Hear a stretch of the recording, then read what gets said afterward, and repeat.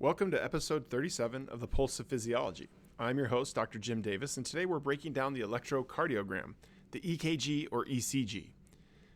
The electrocardiogram is a critical tool for assessing heart function. It provides a graphical representation of the electrical activity of the heart, which allows us to track the conduction of action potentials through the cardiac cycle. In the next episode, we'll explore cardiac muscle cells and how their structure supports the continuous beating of the heart.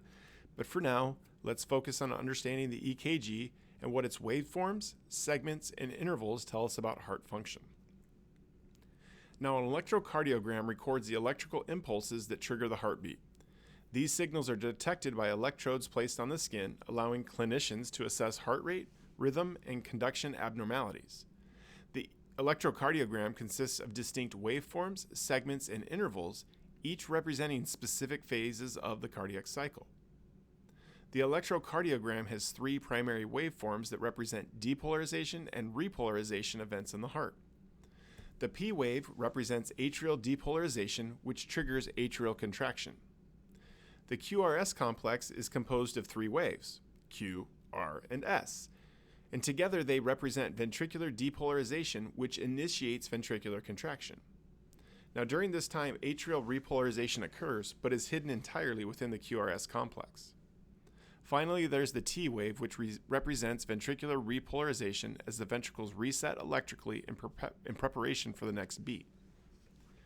Now, segments refer to flat, also known as isoelectric portions of the electrocardiogram, where no electrical activity occurs, but important physiological events are taking place.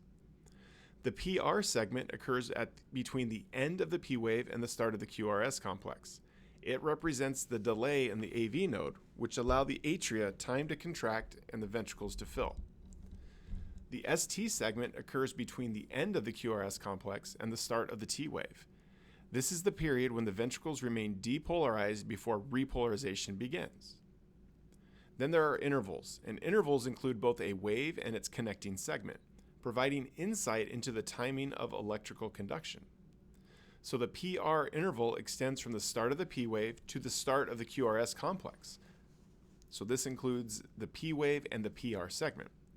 It represents the time required for the electrical signal to travel from the SA node through the atria, AV node, and into the ventricles. Then there's the QT interval. This extends from the start of the QRS complex to the end of the T wave. It includes both ventricular depolarization and repolarization. The QT interval roughly corresponds to ventricular systole. So to simplify, here is a quick breakdown. The P wave equals atrial depolarization. The QRS complex equals ventricular depolarization as well as a hidden atrial repolarization. The T wave equals ventricular repolarization. The PR segment is the signal delay at the AV node.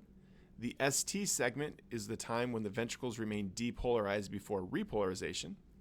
The PR interval is the start of atrial depolarization to the start of ventricular depolarization, and the QT interval is the start of ventricular depolarization to the end of ventricular repolarization.